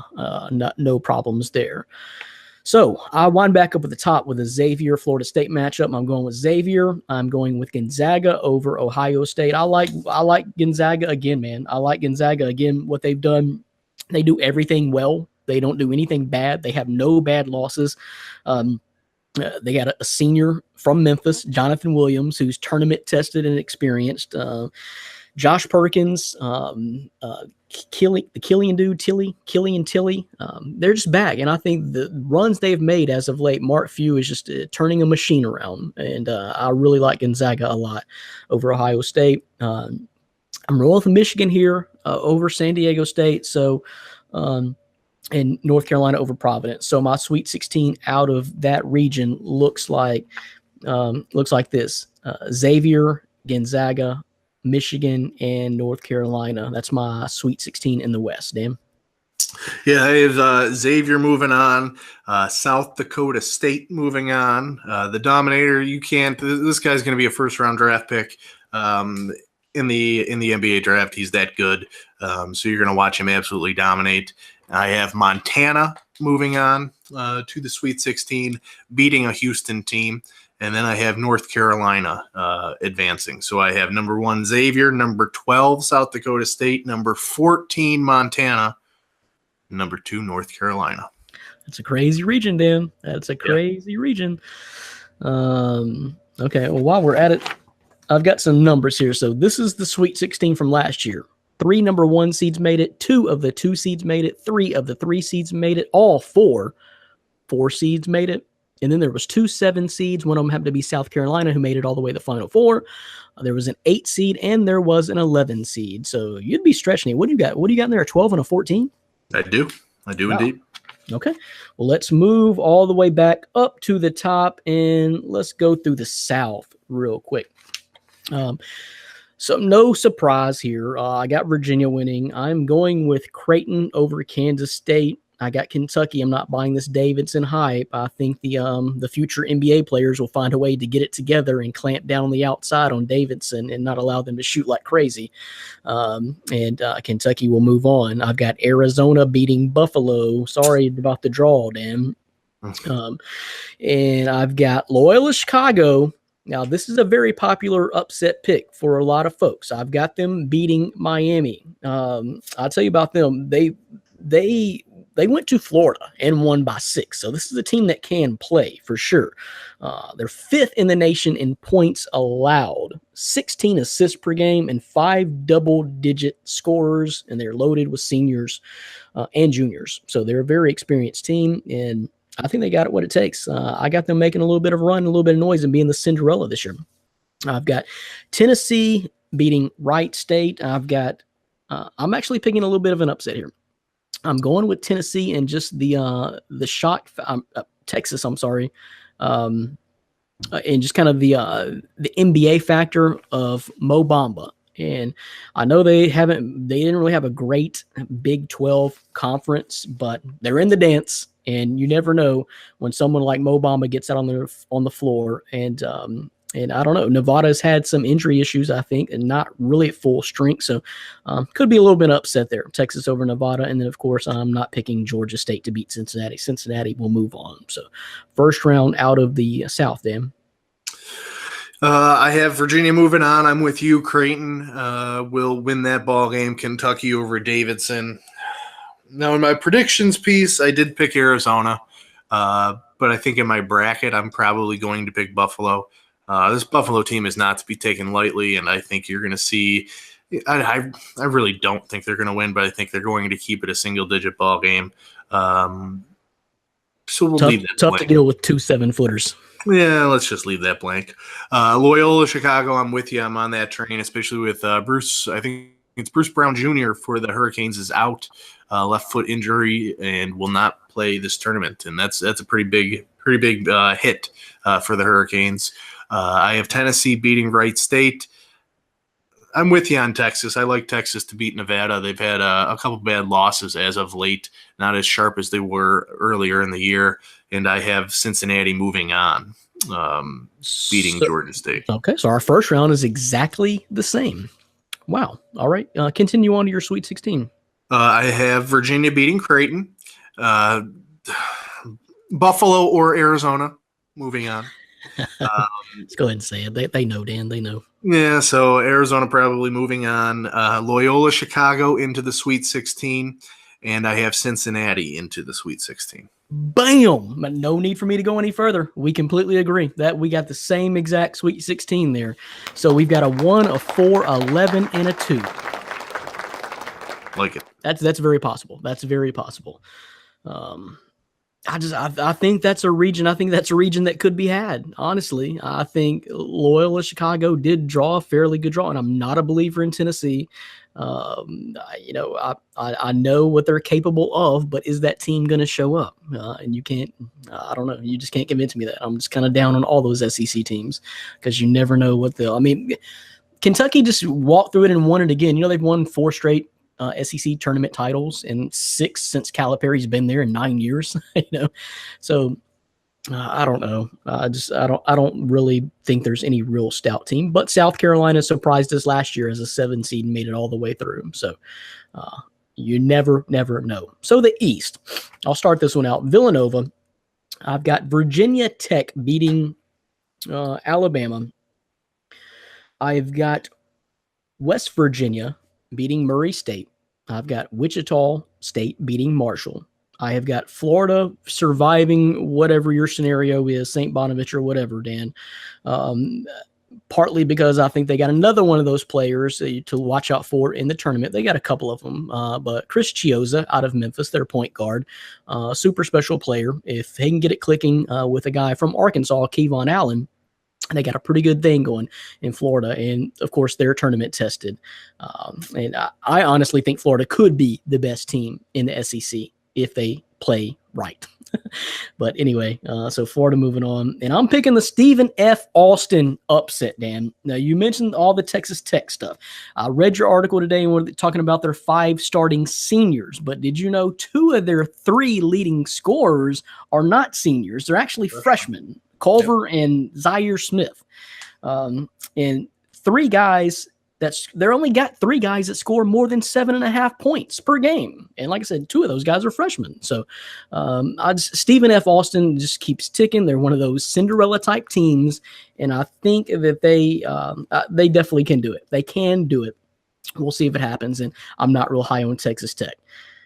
Arkansas, I've got Arkansas surviving. Like I said, the senior backcourt, Macon and Barford, along with Gafford, they should beat Butler. This game scares me, though. And then Purdue, of course, winning. Now, if Arkansas does win, I don't know that they have much of a chance of beating Purdue with those 2 7-footers, Isaac Haas, but it would be a great matchup to see Isaac Haas and Daniel Gafford go at each other for a game and see what happens. But I would have Purdue winning that matchup, moving on to the Sweet 16 to face, Florida, who would beat Stephen F. Austin. Working my way back up. And I'm picking Wichita State to beat West Virginia, kind of going all chalk here. And then Villanova to beat Virginia Tech. So I would have Villanova, Wichita State, Florida, and Purdue, which would be a 1, 2, 4, and 6 seed in the Sweet 16 out of the East. Okay. All right. Yeah. All right. I hear you. Well, I'm going to go Villanova, beating the lovely winner of LIU, Brooklyn, and Radford. It will be Radford. I'm taking Alabama over Virginia Tech. Virginia Tech shoots the ball like crazy. 50% from the field is what they average for the year. But Alabama plays fantastic defense. As good as Colin Sexton is offensively, that whole team can lock you down on the defensive side of the ball, and they actually have some big men. Virginia Tech is small, can barely rebound, and doesn't block shots. Alabama's top 10, I believe, in block shots per game. So Alabama's going to win that one. West Virginia over Murray State, Wichita State over Marshall. Marshall's another embarrassing 13 seed when you compare it to Buffalo. It just doesn't make any sense. I have St. Bonaventure beating Florida because they will. You pick Stephen F. Austin. It still tugs at my heartstrings. What you might not know is my brother is actually a forest and wildlife and fisheries professor at Stephen F. Austin University, the Lumberjacks, and he lives in Nacogdoches and is rooting hard for Stephen F. Austin. Was a season ticket holder to their basketball team this year, so he sent me a lot of pictures. And I watched some games on ESPN3 quite a bit. And Stephen F. Austin, they're a good ball club. They'll run you up and down the floor. I don't like the draw. I just think Texas Tech is too experienced and too talented, especially if Keenan Evans is healthy and back. So I have Texas Tech beating Stephen F. Austin. Arkansas beating Butler because of 80 points. They will hit it, and they'll move to 18-1 on the year when they score 80 points or more. And Purdue is going to make CSU Fullerton wish they never even came. So I have Purdue advancing. I have Villanova barely beating Alabama. West Virginia beating Wichita State. St. Bonaventure, I want to say will beat Texas Tech, but I don't have that happening. But it could. It could. And Purdue beating Arkansas. Yeah, we get a little mixed up here with the Floridas and the Wichita States. So Wichita State has another guy that was on my players to watch for the tournament. Shamet? Yes, Landry Shamet. But they also got a dude from right here close to where I'm at, Austin Reeves, who plays significant minutes too. But Wichita State is another one of those teams that has some guys that have just been grinding out for a year, and Landry Shamet is going to be one of those guys to watch in the tournament. So I just have a little bit more confidence in them than West Virginia. Hey, backing up to Virginia and Alabama, though, Virginia Tech and Alabama, one thing Alabama, they may have Colin Sexton, but one thing they have not done this year is beat Virginia, Duke, and North Carolina. And Virginia Tech has done all those things. So that's what swayed me in that 8-9 matchup. That right there. But all right, so we completely agree in one bracket, one region that is, and then we go our separate ways a little bit. But Stephen F. Austin, I would really like to see them pull off that upset.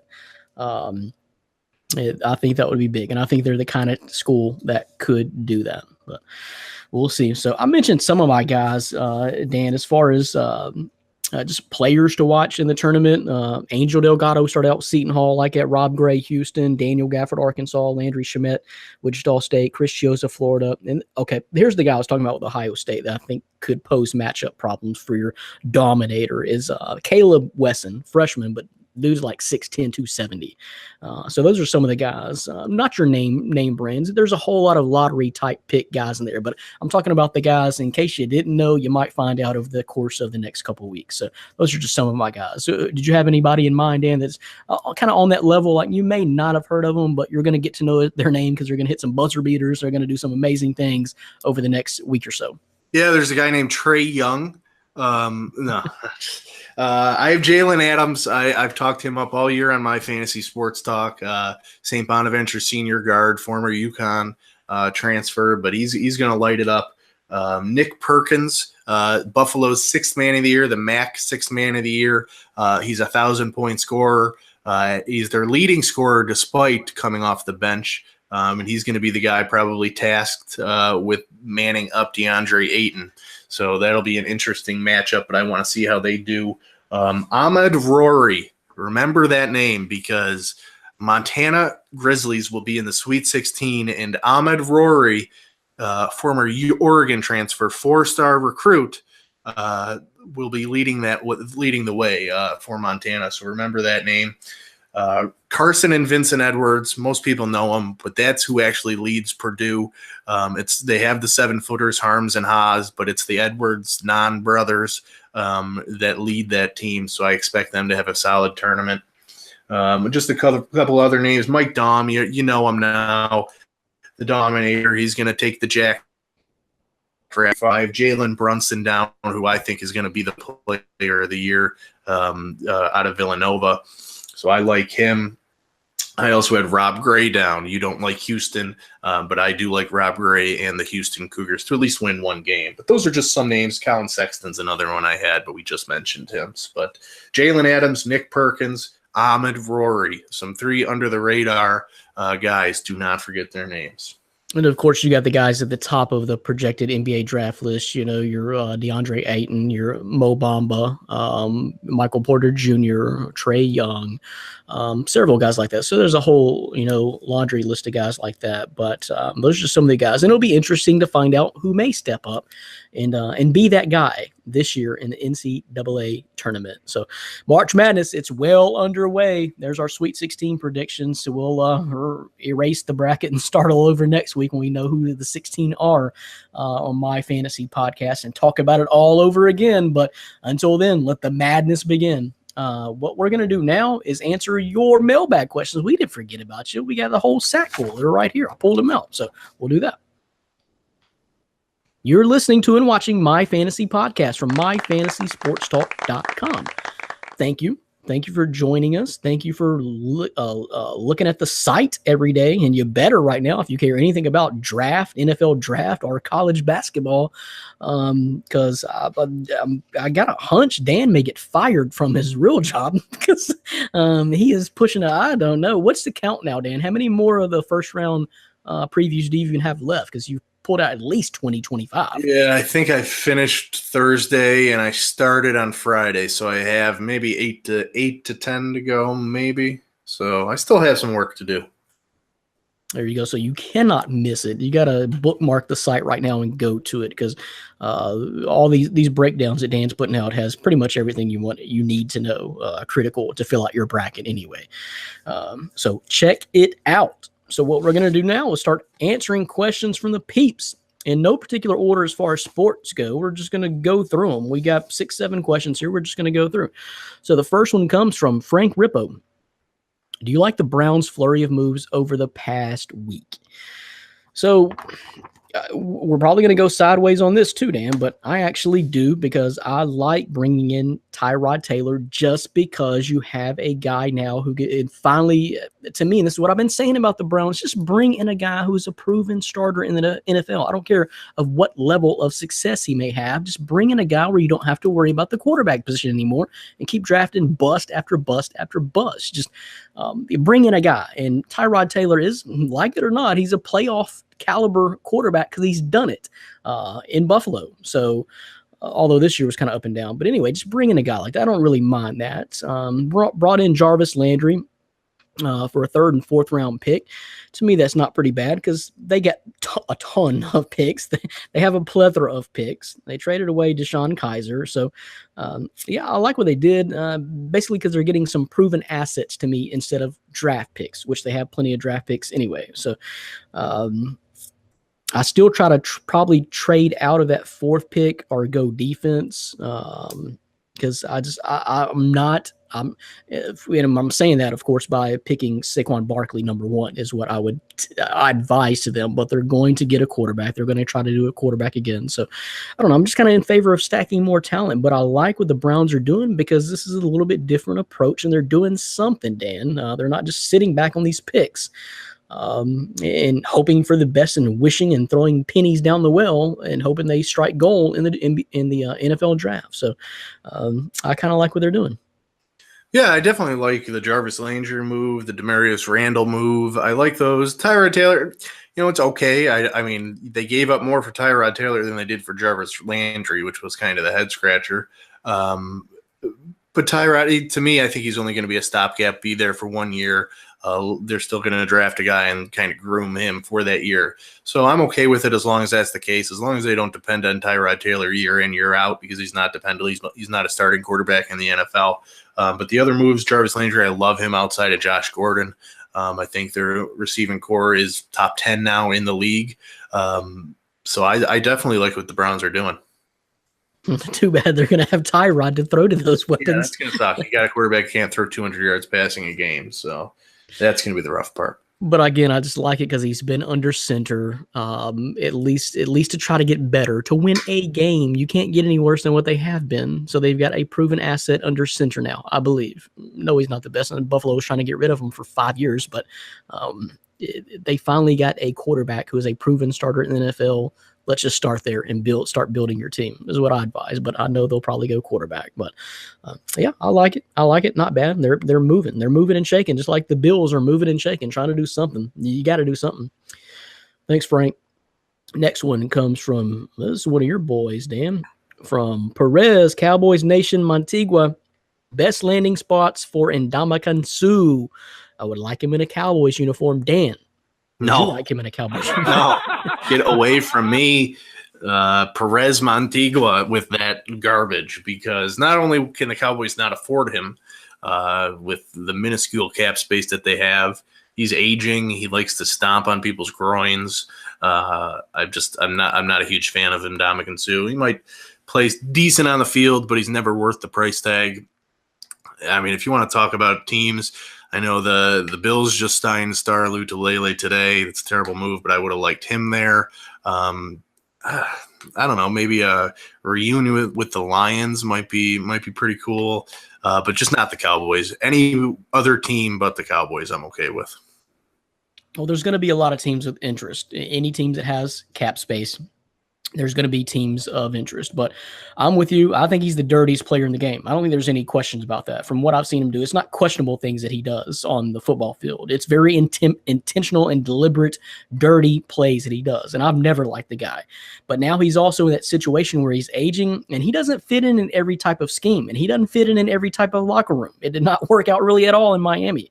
Pretty unproductive in Miami. So there's not going to be every situation that he can fall into. Not everyone should be falling in love with this guy. I'm not sure how much salary he will demand, but I do think he should fall behind Sheldon Richardson, Dontari Poe. Haloti Ngata is signed, or rumored to be signed. So all those guys, I think he should fall behind all of those guys. And I wouldn't want him anywhere near my locker room if I'm the Titans. But one fit I think I find intriguing, Dan, would be that silver and black Oakland Raiders. And I don't know exactly what their cap situation looks like, but that could be a very intriguing place for him, with Chucky straightening things out there. So, So I wrote down a few names here. The Rams, why not? The Rams, they're looking to have that beast of a defense, but I really like Oakland, maybe Seattle. Seattle's trying to get, I think, younger, but they have some needs now, and maybe New Orleans. So that's some possibilities, I think. And that's just me writing down some teams I think would be intriguing without really actually knowing what their particular salary cap situations look like. Seattle should have room, I would think. I'm not positive, but yeah, just for me personally, I wouldn't want him anywhere near my team. I'd look for all those guys. I don't know why Dontari Poe is slipping so much. I don't know why he didn't really work out in Atlanta this year, because I really like Dontari Poe, and I thought he was a huge part of the Chiefs' success when they were having success on defense. Of course, I'm a little bit biased here, kind of being from the hometown area, from Briarcrest High School in the Memphis area. So, but anyway, yeah, I think he would be behind all those guys in me personally, but he will have interest for sure. Didn't see anything regarding him today breaking, did you, Dan? Any kind of rumors or anything kind of hardcore? No, I have not.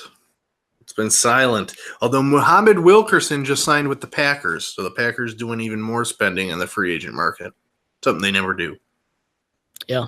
Knowing you know what they know? They know Aaron Rodgers' time is short now. Yeah. This is it. Do it or move on. So, all right. Thanks, Perez. Next one is from our guy, Nick Pertins, who is just hounding us in this fantasy baseball league. I don't know what he's doing. I think he's made trade proposals to everybody in the league, and he even admits it. So, Brandon Dan Orlando, why you no accept my trades? Had to give it to you. Anyway, DeMarco Murray gone. Who should we look to replace him? Preferably a mid-round pick. Any targets in mind? I would like D. Henry to team up with former Bama back Bo Scarborough. Thoughts on that? So real quick, Dan, I kind of like that. I kind of like the idea of the Debo show, the Bama Debo show, because I like Bo Scarborough. I don't know where exactly he falls in this draft, but we'll see. But I really like the idea of going after some of these veteran free agent guys. And this one just hit me over the last couple of days. D'Angelo Williams, bring him back to the Tennessee area. He set out all last year. He should be fairly healthy. Last time he played, I think he had a very good amount of success when Le'Veon Bell was suspended. Every time Le'Veon Bell was suspended, I think D'Angelo came in and filled in very well for him. No contact at all last year. If he still has an interest to play in the NFL, which I believe he does, go after him, Tennessee. I like him a lot. We talked about this before. Doug Martin, you don't think he has much value left, but as just a veteran backup and someone who possibly catch passes out of the backfield, the opposite of that big banger, which Henry is, someone like that. Rex Burkhead, he's looking for a job unless he signed today or in the last couple of days. I didn't see it, but guys like that, I like that a little bit more than targeting a third, fourth round pick. But if you are looking to draft a third, fifth round pick and looking for that type of back, then I hope they would do something, some sort of speedy back that can catch passes and open up the offense for a little bit for Mariota. Like just several of the guys that I wrote down here. Nyheim Hines and a couple I know Dan will like, and he's been, I think, lobbying for Ito Smith, Southern Miss, and his boy from Colorado, Philip Lindsay. And I still like Cameron Petway too. I like Cameron Petway, and he's slipping down draft boards, so I think he could be caught in the fourth or fifth round. So I like his pedigree, and I think he'll be available after round 3. So that's just some of the names. Veterans: D'Angelo Williams, Doug Martin, Rex Burkhead. If I had to draft, maybe Nyheim Hines, Ito Smith, Philip Lindsay, maybe even Cameron Petway. Yeah. I mean, that's an okay list. Of free agents, I actually have different guys. I have Carlos Hyde down as a nice compliment. I didn't think they'd be able to really pay the price tag that he may demand. I think Carlos Hyde. He might, but I don't know if running backs are getting a whole lot on the free agent market. Well, does that bring any kind of conflict between him and Derrick Henry? Because I think Carlos Hyde would maybe demand that starting role. Very close anyway. Yeah, I mean, I think it would definitely be a committee approach, but that keeps both guys fresh. So I think, I mean, any NFL offense can kind of do that unless you have like a Zeke or Le'Veon Bell. Another veteran that I actually have down here is more of the pass receiving back, Dion Lewis. And another guy that I'm familiar with is Alfred Morris. He's a free agent and might be able to get him on the cheap just as kind of more insurance, and you let D. Henry take the load. So I like those guys on the free agent market. Philip Lindsay, you stole my guy. I think he would be a perfect fit in Tennessee, and he's a fantastic locker room guy, work ethic, high motor, receiving ability, running. But I mean, he's an overall great guy. So I hope he goes. That would be a great fit there. Akram Wadley out of Iowa is another mid to late round pick. I think would be a nice fit, more of a receiving back. And then the guy that I'm high on that I think might fall a little bit is Rashad Penny out of San Diego State. He's more of a bruiser, but he also has some decent hands and agility in the open field. So I like Penny a lot as well. I think he would be more of a third round pick than a mid to late round pick. But I do like Penny. He was on my list too, but honestly, I didn't think, because I just kind of thought in my head, well, I don't really want to spend a first or a second on this type of player, backup running back. So I'm thinking more along the lines of rounds 3 through 5, and I just didn't know that he would survive that long. I don't know. He might not. I mean, he's my third ranked running back, but I mean, I see him ranked, in the like 10 in some people's rankings, which is kind of shocking to me. Yep. But I have faith. This is the part of the job that John Robinson does well, acquiring talent and getting them on the field. We'll see how the management side pans out next year. But thanks as always for the question, Nick. And I told you on the message board, I do not analyze or consider trades until after Grapefruit League play. That's my code. That's my code I live by. So I'm just gonna let you guys know that. So holler at me in a couple weeks. So here comes our man back. Another one of our guys, Gilly Stevens. Give me some Cinderellas. I like South Dakota State with the Dominator Mike Dom, plus the Buckeyes suck. So I don't know what his problem is with the Buckeyes. I don't know if he's such a great South Dakota State fan or just hates Ohio State for whatever reason. But yeah, I got them in there. Like Providence, I got them winning. Texas, I got them winning. But the lowest seed I have advancing, just like Dan, is the Loyola. I always struggle with that. Loyola. Loyola? Loyola. Loyola. That's like Lithuania. Of Chicago, but I got them surviving to the Sweet 16, just like Dan. So there's several teams that I took kind of a risk on, took a shot to win a game. But by far the lowest seed surviving to the Sweet 16 would have been Loyola of Chicago going to the Sweet 16. Then I'm a lot of chalk from there. So I think you would pretty much have the same answer, Dan. Well, I do have Montana in the Sweet 16. I'm with Gilly on South Dakota State, St. Bonaventure. I can see them advancing. UB pulling the shocker. Pennsylvania beating Kansas. Probably not, but Gilly, I mean, if it happens. Now you're just naming stuff, though. Do you understand? If Pennsylvania beats Kansas, my fantasy podcast should just become the number one podcast in the nation because no other podcast is predicting Penn over Kansas. Even Penn radio on the campus is not predicting them to beat Kansas. So, Penn. We're not gonna have very many Kansas fans left on this podcast, so I hope there wasn't very many to begin with. And I really don't care after 2008, but so Azubuike, not sure if he's gonna play. That's always up in the air about Kansas. So that kind of shying people off and their history of being upset anyway. So if they survive Penn, which you're saying they may not, I'm saying they're not going to survive Seton Hall. So they got to go. They got to go. Jayhawks got to go. Yeah. That's all right with me. But anyway, Dan and I both agree about Loyola of Chicago. So, but that was a fairly popular one, though. But we'll talk about it more next week when we know. Gilly. All right, next question comes from Fred Heyer. Missouri's chances with Michael Porter Jr. coming back. Not very good, Dan. Not very good to me.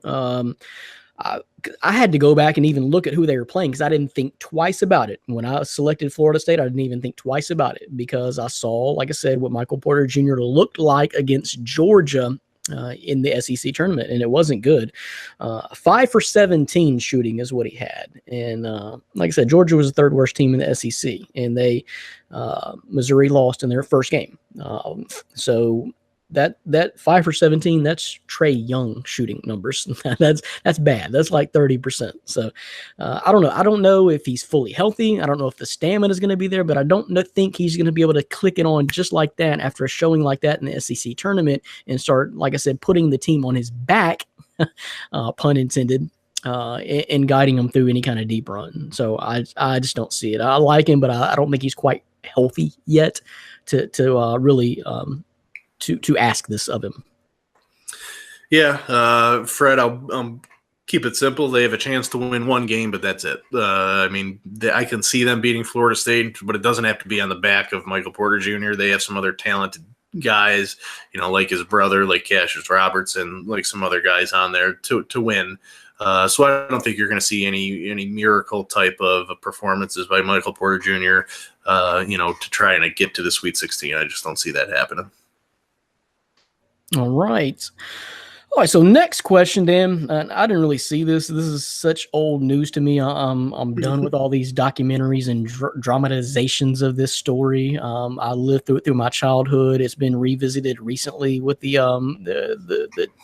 drama, which I forgot which network that was on, but anyway, it was like a year or two ago. But I'm kind of done with this. But anyway, this one comes from everyone who watched his confession last night.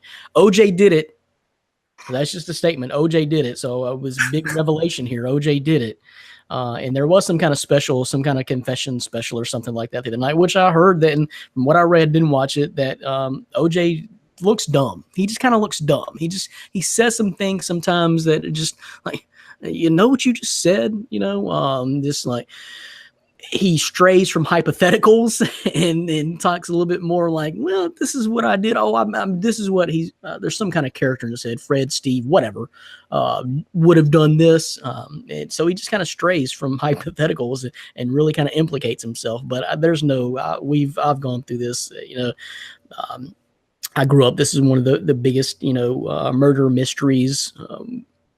To me, it's right up there with close behind, I would say, like JFK, as far as murder mysteries, Tupac, wouldn't you like to have been there in person? Wouldn't you like to have the time machine and see what really, really happened? But I don't really think there's any question about this. I don't think there's any question that OJ didn't do this, but I didn't see it, Dan. I did watch part of it. I didn't watch all of it, but yeah, he was definitely, it didn't look good for OJ. I mean, he started to go into hypotheticals, and then he was talking singular person. But yeah, he had a friend Charlie there. Charlie, yeah. It was it wasn't good for OJ. So I'll just leave it at that. Yeah, I mean, I was way too young. I remember I think I was in first grade art class when the verdict came down, and it's been used and abused a little bit too much lately. I think now they're just using OJ to make a buck on television, without him getting any of that. But I think we've been through it all before. All the facts or supposed facts are out there, and if you watch this supposed confession, I mean, it didn't look good for OJ. But I mean, there's nothing you can really do about it now. It's to 2018. It's been 30 years. 22 years. 22 years. No more than that. 24, 25 years. So like 94. I think it's okay. We can look past it. Yeah, it's done. It's done. If not OJ, who? That's what I'd like someone to tell me, because he's still out there looking for the murderer, right? If not OJ, who? It doesn't make any sense. OJ did it. OJ did it. OJ did it. So I'm kind of done watching these specials about OJ Simpson. So sorry to disappoint, but I didn't see it. Okay, last one is from Thompson Graves. Did you guys take off like I do for all the tourney games? Snacks, food, drinks of choice during the Thursday, Friday games. I start light with a couple of wine spritzers and some chicken wings, then move on to beer and pizza, preferably some Blue Moon. Then I top it off at night with some sipping of some Scotch Gold Label and brownies. Then I pass out before the final games tip off. Thompson Graves. I like how we kind of mellowed out at nighttime with the brownies, man. What kind of brownies? And maybe you need some pick-me-up after drinking all day like that. Kind of brownies. Interesting. Yeah, I'm with him all the way until the way he kind of ends his night. Got to have dessert, I guess. Yeah. I actually this question inspired me to give my fiance a grocery list. As she went shopping, actually, while we were doing this podcast, and what was on the grocery list? Fritos. I gotta have my corn chips during the Thursday Friday action, so that's what I'm gonna be getting. Chicken nuggets, just for a little lunch snack, and then whatever she wants to make me for dinner. No, I'm just kidding. Brownie mix. Really have dinner plan. Brownie mix. But definitely going to be munching on some Fritos and probably some Heinekens. Although I'm a little bit worried. I don't really start drinking for the 12 or 1 o'clock, 2 o'clock games Eastern time, because I will pass out like Thompson does at night if I started to day drink that early. And I want to stay up for the UB game with Arizona at 9:40 p.m. Eastern time. So it's going to be a long day for me. So I'm going to have to hold off on the drinking until later on. But Fritos are going to be my snack of choice Thursday, Friday. Well, I've got some advice for both you and Thompson, I guess. You gotta break it up into sessions, man. You gotta take a nap somewhere when those afternoon games trail off and you got a little bit of about an hour gap or so. You gotta take a nap. And then you regroup. Then you can start all over with your scotch and brownies. But I don't know this year. It's still up in the air whether or not I'm going to take off. It means so much less. Although I love this time of year. Love the tournament. My favorite sporting event of the year and my favorite sport, period. But when my team's not in it, it's not. I don't get riled up as much for it. It's just it kind of hurts. It kind of hurts a little bit, and I just don't get as emotionally invested in it. So I'm not even really scheduled to be off at this particular point in time. Although it may be some half days or something like that, but. I like your menu. I'm just not going to do it all day like that. I'm not going to make an all day festivity out of it like that. Now, if my team was playing, then yes, I'd be off and I'd probably be with you all day long with a nap mixed in there as well. But it's Girl Scout cookie season, so I'd probably forfeit the brownies in favor of some Do-si-dos or whatever the flavor of the month is from the local Girl Scouts. So I got mine delivered yesterday. So there you go. That's a whole big podcast right there. Whole lot of college basketball, some NFL news, and some mailbag questions all wrapped up into about 2 hours for you. My fantasy podcast. What I can't wait to look forward to, Dan, is next week when we narrow all this down to 16 teams. Montana. Then we can start talking about who might win the championship. Montana. Come on. Penn. St. Bonaventure. Right. Buffalo. Yep. Yeah. They're going to shut down DeAndre Ayton. It's definitely possible. But, yeah, I'm looking forward to it. One more day of work for me, and then it's tournament Christmas time. So I can't wait. There you go. And on the site right now, Dan, myfantasysportstalk.com. Yeah, everything, literally everything. NFL draft, basketball. If you want to win some money, look at my predictions. Entertainment section's doing pretty well. We got a lot of wrestling stuff up. The WWE Smack Talk guys do a good job.